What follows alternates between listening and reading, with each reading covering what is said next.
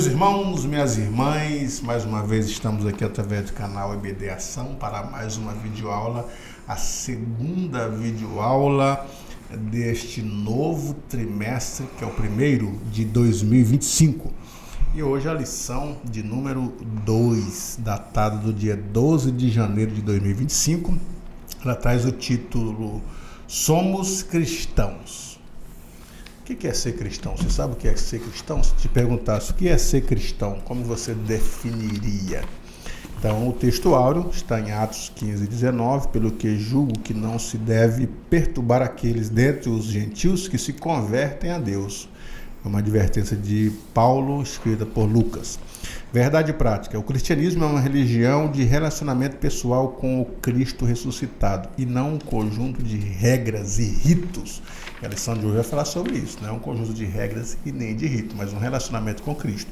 E para comentar esta lição de número 2, o nosso professor, parceiro aqui do nosso canal, professor Wesley Rodolfo. Paz do Senhor, irmão Wesley. Pai do Senhor, pastor Gesiel Costa, paz do Senhor, assinantes do canal EBD Ação, e mesmo você que ainda não é assinante, mas toda semana se junta a nós para o estudo da lição bíblica da Escola Dominical. Que Deus te abençoe ricamente e que possamos ter mais uma aula muito produtiva, não só aqui, mas também em todas as nossas igrejas aos domingos pela manhã, como costumeiramente fazemos, nos reunimos para aprender a palavra de Deus e, portanto, que seja muito produtivo. Bom, esse tema hoje é sobre sermos cristãos, mas também trazer algo sobre a diferença do judaísmo para o cristianismo. Até porque a nossa cultura ela é judaico-cristã. Então tem muito da nossa cultura que é da religião judaica, mas nem por isso nós podemos importar ritos, né, para dentro do cristianismo. Então é isso que a lição vai tratar, sobre a diferença dos rituais judaicos, que é desnecessário dentro do cristianismo. Exatamente. Principalmente no que tange a salvação. Sim, né? Sim. Eles são desnecessários nesse sentido. Eles não complementam, não completam a salvação e, portanto, a gente precisa estudá-los a fim de que nós possamos entender qual é hoje a centralidade da nossa fé e principalmente a suficiência de Jesus Cristo nesse propósito da salvação. Qual foi o papel que esses elementos tiveram na antiga aliança e qual é o lugar deles hoje na nova aliança. Isso, então já nesse primeiro tópico, que é prevendo-se contra a tendência judaizante, o primeiro ponto aqui fala, subindo outra vez em Jerusalém, que é a situação de Paulo, né, 14 anos depois da conversão de Paulo a Cristo, Paulo sobe pela segunda vez a Jerusalém. E essa segunda visita que ele foi, não é uma convocação, não é a conversão que foi o primeiro concílio, né? O primeiro concílio foi em Jerusalém, depois houve concílio de Éfeso, de Catargo, de tantos outros concílios, mas o primeiro foi em Jerusalém, para tratar de assuntos doutrinários. E este não foi uma convocação, mas Paulo foi, por uma revelação, a Jerusalém para tratar de assuntos, sim, relacionados a cristianismo e judaísmo. Isso está em Atos capítulo 15, você lê todo o texto ali de Atos para entender o contexto do qual estamos falando e fazer uma relação com Gálatas capítulo 2, que é uma briga de Paulo com os gauleuses lá da Galácia.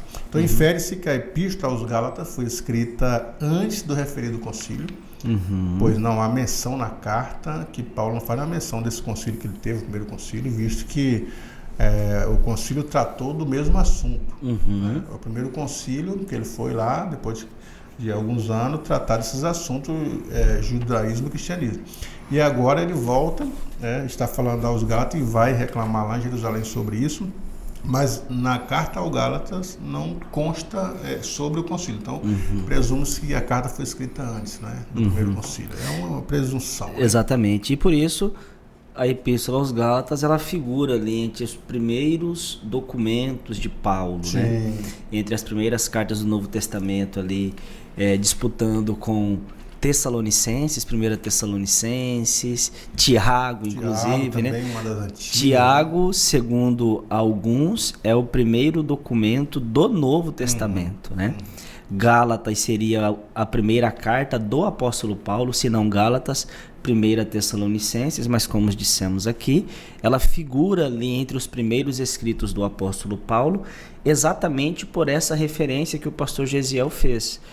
Paulo escreve uma epístola combatendo os judaizantes e não faz uma menção sequer ao Concílio de Jerusalém, que foi uma reunião, por assim dizer, um concílio para falar acerca desse assunto que ele está ali fazendo referência aos Gálatas. Então, por não haver nenhuma menção a esse concílio, acredita-se que essa epístola tenha sido escrita antes deste evento. Segundo ponto, o objetivo da reunião. É bom lembrar que essa reunião não foi um concílio nem um sínodo. É possível que a segunda visita, por meio de revelação, tenha ligação com Ágabo, pois a missão de Paulo, pelo que parece, foi levar donativos para os irmãos pobres da Judéia. E aproveitando a ocasião, o apóstolo expôs o evangelho que vinha pregando aos gentios há 14 anos. Ele tinha convicção de que recebesse o evangelho de Deus e estava consciente de que sua subida a Jerusalém era uma obediência a uma ordem divina. Então, quando ele foi levar esse donativo e obedecer essa ordem divina, é que ele faz uma breve reunião, não para todos os apóstolos, não estavam todos ali, mas pelo menos Pedro e João estavam presentes, né, Maurício? Isso, exatamente. E aqui nós temos uma referência, né, ao sínodo, que na verdade ali não foi o que aconteceu, mas é uma reunião onde ele faz uma visita a Jerusalém. Ali ele recebe inclusive algumas orientações. É possível que essa segunda visita por meio de revelação tenha sido a ligação com Ágabo, aquela onde Ágabo diz para ele, né, que ele não deveria, né, ir a Jerusalém, porque ali lhe esperava muitos açoites e até mesmo a morte, enfim. E aí ele vai até lá, mesmo correndo esse risco, dizendo que ele não tinha sua vida por preciosa e que estava disposto a inclusive morrer pelo Evangelho. Isso aí. Título e a circuncisão. Claro que nessa viagem Paulo vai falar o antigo problema da circuncisão. Os judeus circuncidavam. A circuncisão ela é antes da lei, irmão Wesley. Sim. Porque Abraão foi circuncidado, não é? Exato. O que é a circuncisão? Vou fazer aqui para vocês entenderem de um modo bem prático. É quando o neném nascia, os pais pegavam o pipi do bebê, puxavam aquele corinho e cortavam. Então a glândula, aquele couro que cobria a glândula do pênis era cortado. Então essa era a circuncisão, cortar a carne do prepúcio. E isso era símbolos de cortar a carne que cobria o coração, as obras da carne, era o símbolo. Era algo que era literal, real, mas que simbolizava algo espiritual. Então agora tratando como era um costume e uma exigência, se tornou exigência para os judeus após a implantação da lei, todo judeu devia circuncidar. Eles levaram isso para dentro das religiões. Então, os cristãos que quisessem seguir as orientações dos discípulos, alguns dos discípulos entendiam que eles tinham que circuncidar. E essa era a briga de Paulo, essa era a discussão de Paulo, porque Paulo considerava isso como um rito, uma prática ou um ritual cultural específico dos judeus e não dos gentios, porque ele foi chamado a pregar para os gentios. Aí que entra na segunda parte aqui, Tito e a circuncisão. Barnabé era judeu, não precisava circuncidar se já fosse circuncidado. E seu nome aparece 3 vezes nesse capítulo. No capítulo 1, no capítulo 9 e no capítulo 13. Sua presença na reunião em Jerusalém não seria um problema, porque se ele era judeu, já era circuncidado. Tito, no entanto, sendo grego, da Grécia, então era um gentil, então não possuía circuncisão. Foi um risco que Paulo correu de levá-lo para a reunião em Jerusalém, porque os judeus não se reuniam, não cultuavam e nem comiam com quem não fosse circuncidado, porque era considerado imundo. Mas não foi uma provocação introduzir um incircunciso no seio dos judeus. Paulo não estava provocando nada. Os judaizantes queriam que Tito fosse circuncidado para se tornar então um cristão de fato. Então encontramos no Novo Testamento a compreensão e a tolerância de Paulo com os fracos na fé, e a ponto de circuncidar Timóteo, Paulo circuncida Timóteo, mas ele era judeu. Então não tinha problema nenhum. Já era um ritual dos judeus. Meio judeu, né? A mãe dele era judia, né? Então, no entanto, nessa reunião em Jerusalém, onde expôs o evangelho que pregava o gentil, ele não cedeu nem um pouco e nem por uma hora para circuncidar Tito, que era grego. Não permitiu, né? Que Tito fosse circuncidado. Exato. E esse é um ponto importante. Primeiro, porque isso demonstra a suficiência do evangelho para Paulo com relação a Tito. Ótimo. Ele não precisava ser circuncidado para que ele pudesse levá-lo à reunião, acreditando então nessa eficácia do evangelho de fazer Tito parte do mesmo povo. Né? Exato. E essa questão de Timóteo também é exemplar para nós. Exemplifica muito bem o que Paulo considerava com relação à circuncisão. Na Epístola aos Gálatas, que é o texto, no capítulo 2, é onde ele fala, onde está a nossa leitura bíblica em classe. No capítulo 3, ele discorre ainda sobre a circuncisão, é quando ele vai dizer que a circuncisão ou a não circuncisão não é nada. Ou seja, se o camarada quer se circuncidar, não vejo problema nisso. O problema para Paulo era colocar a circuncisão como um meio necessário para a salvação.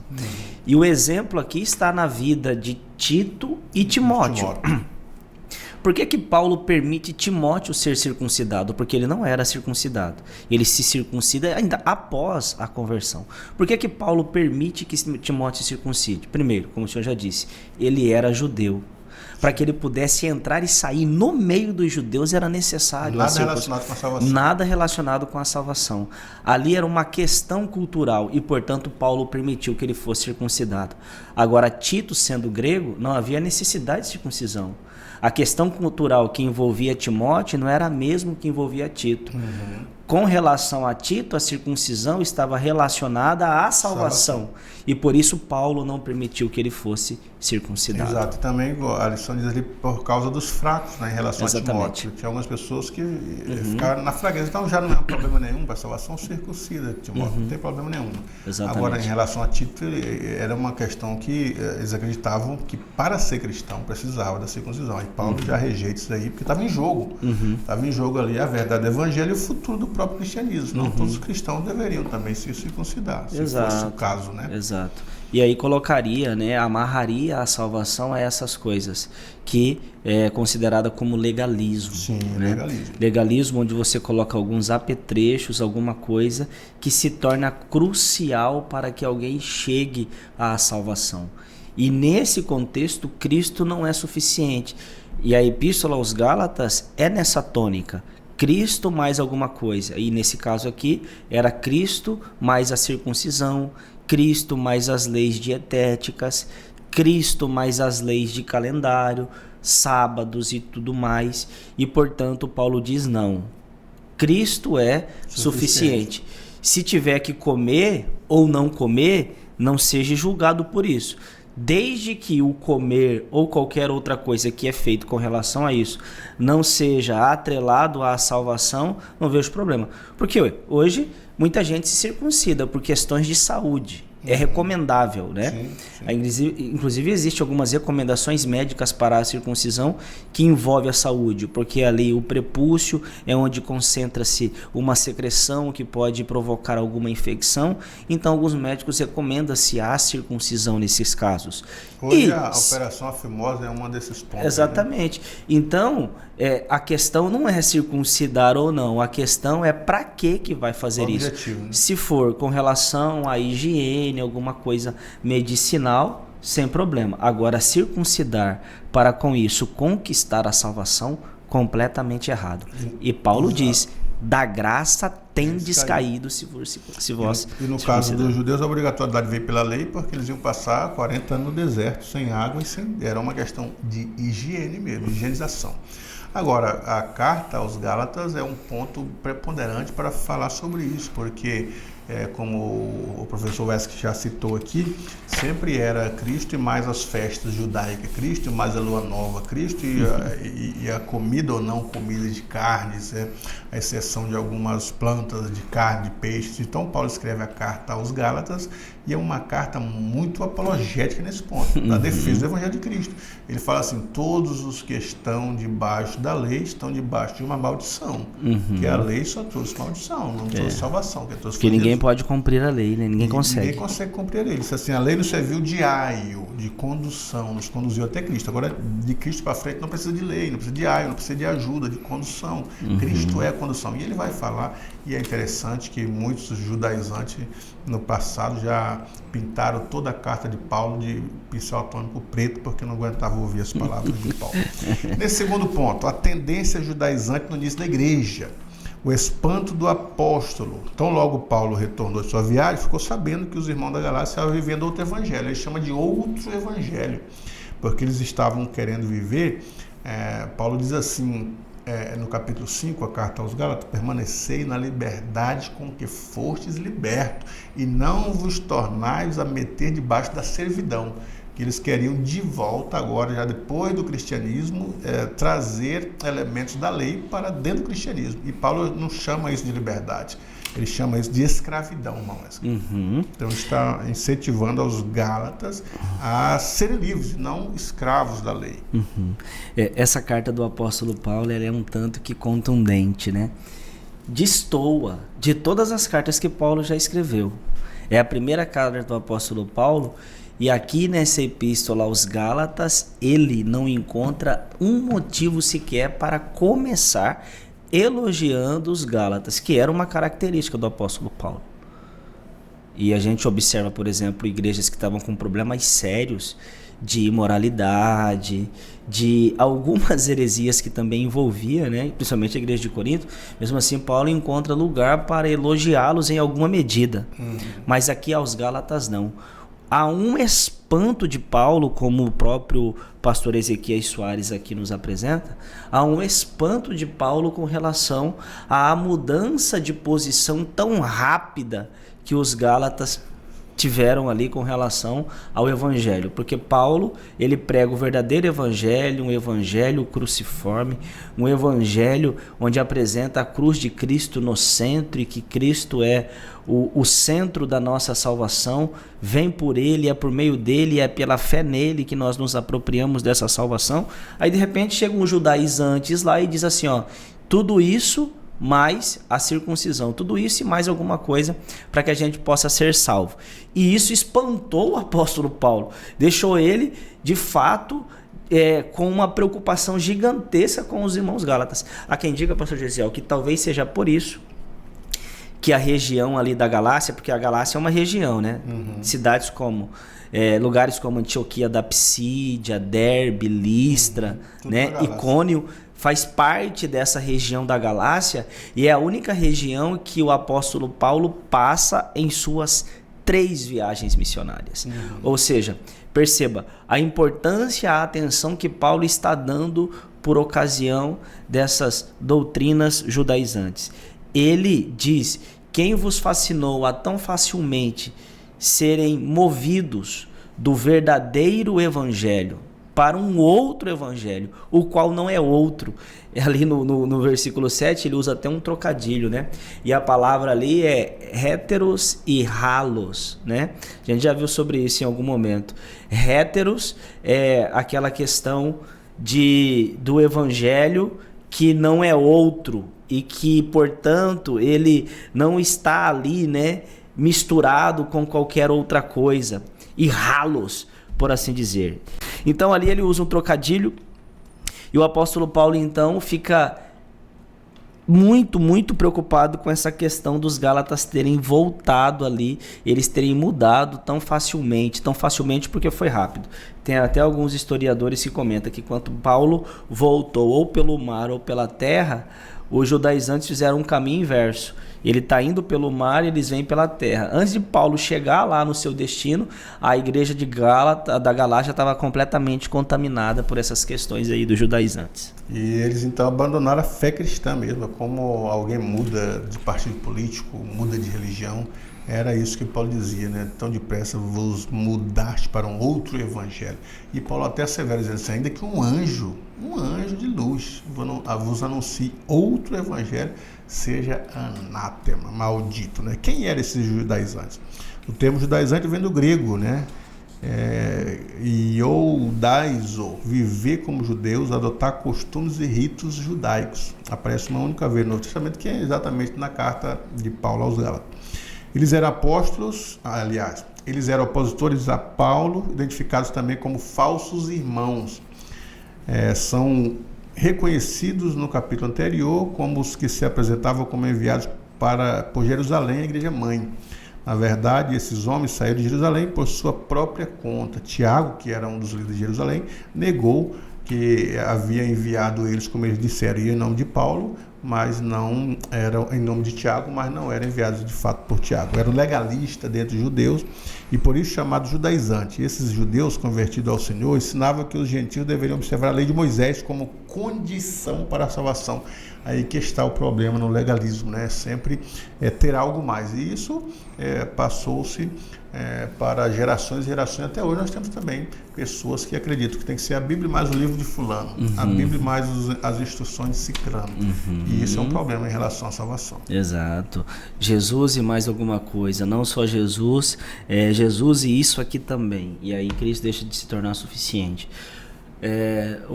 A salvação, ela tem uma equação, e essa equação ela é básica para que de fato nós estejamos na graça. Qual que é a equação da salvação? Que Paulo apresenta em Gálatas de forma implícita. É fé em Jesus, resulta em salvação, que vai resultar em boas obras. Essa é a equação. Fé em Jesus igual a salvação, que resulta em boas obras. O resultado da fé em Jesus é a fé, da fé em Jesus é a salvação, e a salvação é as boas obras. O que os judaizantes estavam fazendo, pastor? Eles estavam invertendo as ordens. E nesse caso aqui, a ordem dos fatores alterava o produto. Ele colocava fé em Jesus, mais as obras da lei igual a salvação. Só que para Paulo, quando você coloca fé em Jesus mais obras da lei, o resultado não é a salvação, é a perda dela para Paulo. Da graça tendes caído. Então, a equação ela é básica. Tudo o que nós formos fazer deve ser em resultado da salvação. Não para sermos salvos, mas por que somos salvos com relação às boas obras? Com relação às obras da lei aqui, o ponto de Paulo, e eu repito isso, não era que essas coisas eram más, era que elas deveriam estar no seu devido lugar. Quem não quiser comer carne de porco por questões de saúde ou por qualquer outra questão, tudo bem. Agora, não venha dizer que isso interfere na salvação de alguém. Quem quiser guardar o sábado, agora já na nova aliança, e quiser guardar o sábado para dedicar-se ao Senhor nesse dia, tudo bem. Agora não venha dizer que quem guarda o sábado é salvo e quem não guarda não é salvo. Esse é o ponto. Exatamente. Então houve um clima de tensão, né, entre Paulo e Barnabé, que foram pressionados exatamente por essas questões da circuncisão. E parece-me que só estava lá João, Pedro e Tiago. E entraram esses cristãos judaizantes, furaram o bloqueio, entraram no meio da igreja. O pastor até diz assim, o pior é que essas pessoas estavam infiltradas na igreja e conseguiram até entrar em reuniões apostólicas. Então tem muitas coisas dentro das igrejas aí que as pessoas falam, ensinam, e a gente tem que prestar atenção se são ritos, se são práticas, se são coisas extras bíblicas, se são heresias, e deve ser combatido assim, ensinado a verdade, porque o evangelho é suficiente, como Cristo também é suficiente, não Cristo e mais os costumes, como tem dito no passado, tem que ser Cristo e mais os costumes. E de fato é Cristo, as doutrinas de Cristo que vão gerar bons costumes. Exatamente. Que geram uma salvação. Aliás, o salvo, né, já pratica a doutrina que gera bons costumes. E não precisa mais de rituais, de festa, de guarda de sábado, deixar de comer isso, deixar de comer aquilo, que vai trazer uma salvação eficiente. E aí? Terceiro tópico aqui, a tendência judaizante hoje. O mesmo evangelho. O evangelho é um só, não há dois. O evangelho de Pedro e de Paulo, também chamado respectivamente de evangelho da circuncisão e da incircuncisão, são meras formas de apresentação, pois o conteúdo é o mesmo. Ambos receberam uma incumbência da parte de Deus, mas com audiências diferentes. O compromisso de Paulo era com os gentios, e ele foi constituído por Deus, apóstolo e doutor dos gentios, para pregar aos judeus. E o de Pedro era com os judeus, mas a mensagem é a mesma. Então, assim, Paulo pregava aos gentios sem levar aos gentios as cargas do judaísmo, os ritos e a cultura do judaísmo, falando de Jesus, da salvação de Jesus. E Pedro pregava aos judeus, mesmo eles querendo ter a prática do judaísmo, mas deveriam ser ensinados que não eram as práticas nem os ritos em si, mas a salvação de Jesus Cristo. Muito bem, perfeito. O mesmo evangelho aqui traz essa ideia. Eu tentei falar agora e atrás ali, mas não consegui, mas agora eu me lembrei. A palavra que Paulo utiliza, né? O mesmo evangelho, portanto, outro evangelho. Ele diz assim, que vos fascinou a sair para outro evangelho, o qual não é outro, ou seja, um outro que não é outro. O que Paulo está querendo dizer aqui? Na verdade, são duas palavras gregas para a palavra que nós utilizamos no português, outro. Ele utiliza a palavra héteros, a primeira, um outro evangelho, héteros, que é um outro diferente, um outro misturado, por assim dizer, que não é outro halos, ou seja, que tem igualdade com o evangelho, que é o mesmo evangelho, por assim dizer. Porque Paulo, ele não está querendo dizer que ele é o detentor da verdade. Pode até ser que outras pessoas pudessem pregar aos Gálatas. Não só ele estaria pregando aos Gálatas, mas que tivesse a mesma mensagem, o mesmo evangelho, do qual eles aprenderam inicialmente com o apóstolo Paulo. O evangelho é o mesmo. Os dispenseiros, eles podem ser diferentes, eles podem até ter abordagens diferentes, mas o produto tem que ser igual. É o mesmo evangelho sempre. Segundo ponto aqui desse terceiro tópico, o perigo da doutrina judaizante. Quais são os perigos? Os apóstolos viam em tudo isso dois problemas sérios: a ameaça à liberdade cristã e o perigo de o cristianismo se tornar uma mera seita judaica. Os cristãos judaizantes alteravam o cerne do evangelho, pois colocavam a lei como complemento da obra que Cristo efetuou no Calvário. Então era de fato outro evangelho. Por isso o apóstolo Paulo os amaldiçoou. Na verdade, quem tem o Espírito Santo vive pelo Espírito. Então, contra a tendência judaizante, é preciso aprender a viver na dependência do Espírito e não da lei. Então, sempre traziam a lei. E existem muitas pessoas hoje, na realidade, que querem buscar no Antigo Testamento, especialmente sobre os ritos da lei, e se submeter a essas questões de andar, de trabalho, de festas, de sábado, de carne e de tantas outras coisas. Mas Paulo diz assim, foi enfático a carta aos Gálatas: se você tropeça num item só da lei, você é culpado de toda a lei. O perigo aqui da doutrina dos judaizantes era exatamente esse. Qual que era o perigo, pastor? O senhor já apontou muito bem aí, o senhor resumiu toda a ideia aqui. O perigo era fazer com que as pessoas se achassem dependentes da lei, porque se alguém é dependente da lei e tropeça em só um ponto, ele é culpado de toda a lei. Então, não vai adiantar circuncidar, não vai adiantar guardar o sábado, não vai adiantar guardar as leis dietéticas, sendo que você vai tropeçar em um ponto ali. Por exemplo, não cobiçarás. É culpado de toda a lei, até do não matarás, até do não adulterarás, até de guardar o sábado e por aí vai. Então, se você quer viver pela lei, é um perigo, porque a lei é sim, Paulo diz, o mandamento é santo, justo e bom, mas eu sou carnal. Ou seja, não é a lei não é ruim em si mesma, mas existe uma incapacidade em nós de cumprir com todas as exigências da lei.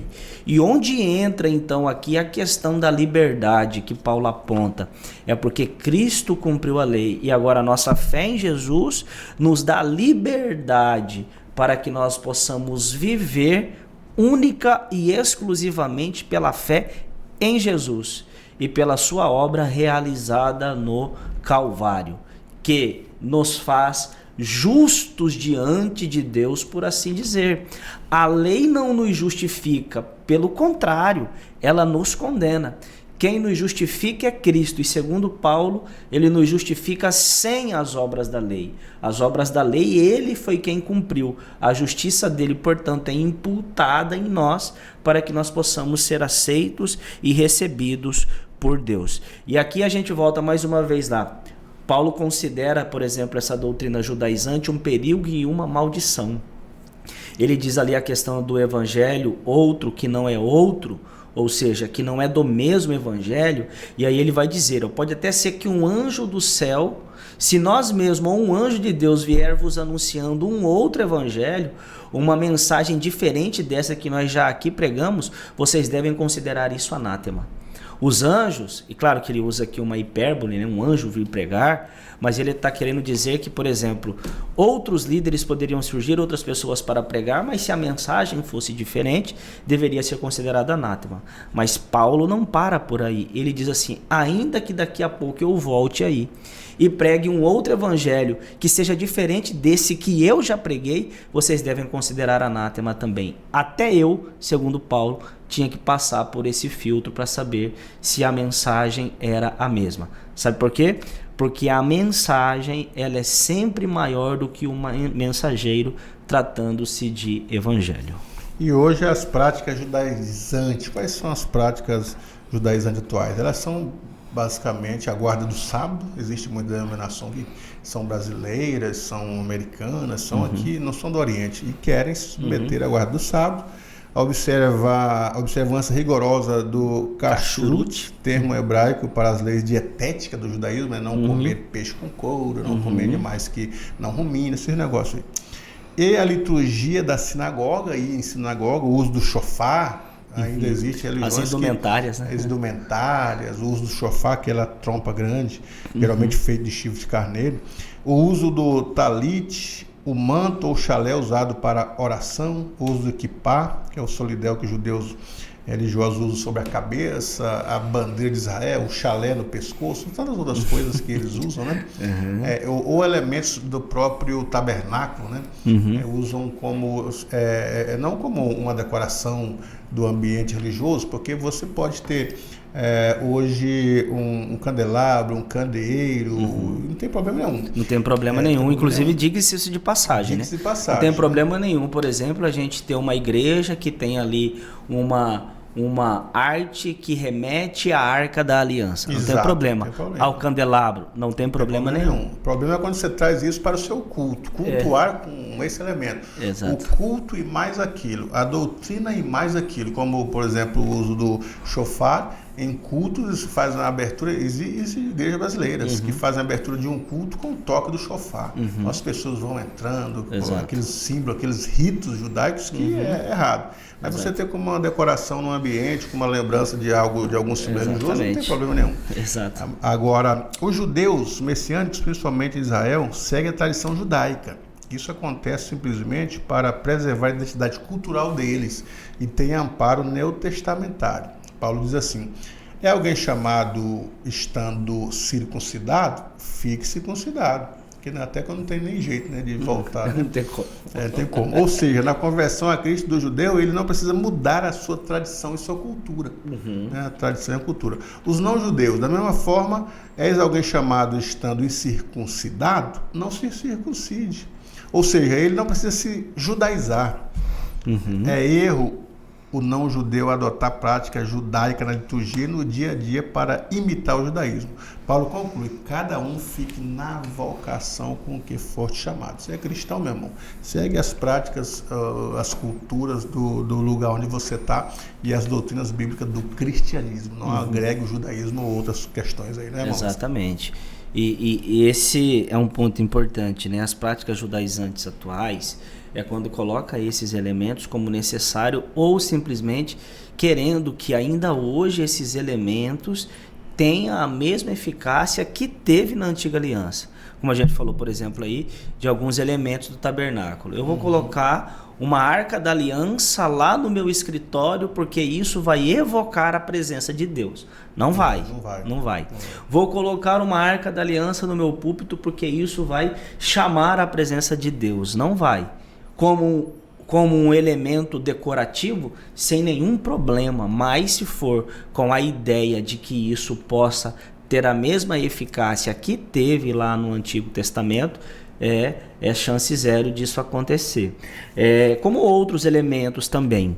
Então, nós devemos tomar cuidado com essas práticas judaizantes. A prática judaizantes é aquelas que querem colocar hoje ainda o mesmo efeito que teve lá atrás essas questões.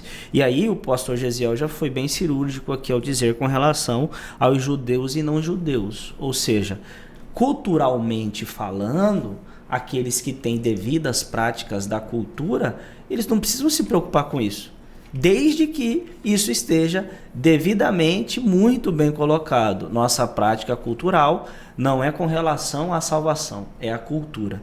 E de sorte que aqueles que não têm a mesma cultura também não sejam obrigados a mudar de cultura no que diz respeito à sociedade, para que possa então aí herdar a salvação. A salvação ela é por meio da fé em Cristo Jesus. A partir do momento que temos fé em Jesus, nós obedecemos os seus mandamentos, seguimos a sua palavra. Isso é algo decorrente da nossa salvação. E se nós formos salvos verdadeiros, isso vai ser demonstrado em nossa vida através do fruto, que é a identificação da fé que nós temos internamente. Então, tudo é em decorrência da salvação, não para ser salvo. Mas nós devemos tomar cuidado com essas questões culturais que são periféricas para a salvação. O que é essencial para a salvação? O título da lição é Somos Cristãos. O que é essencial para a salvação? É ter fé em Jesus Cristo. Fé em Jesus Cristo vai moldar aí o nosso caráter e a nossa maneira de viver. Assim como a palavra apareceu pela primeira vez. Quando a palavra cristão aparece pela primeira vez?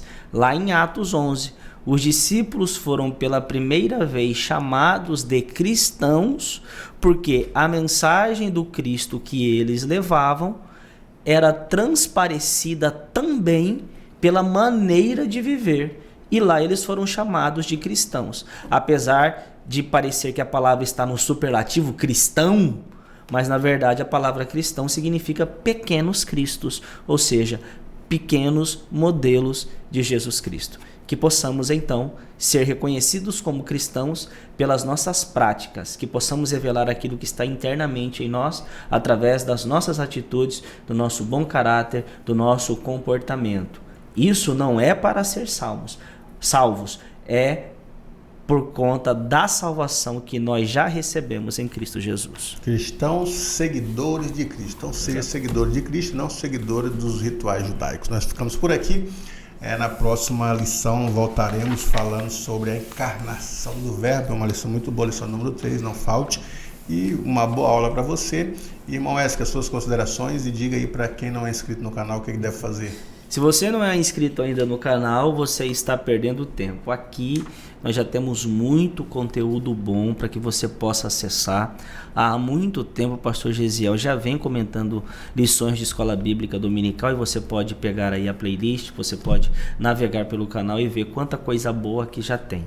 Mas você pode se inscrever agora também, para começar a aproveitar daquilo que nós vamos fazer daqui para frente ainda com relação a essas lições do trimestre. Como o pastor Gesiel disse, a partir da próxima aula, a gente já vai ver temas bem teológicos. Por exemplo, a encarnação do Verbo. O Verbo que se fez carne e habitou entre nós.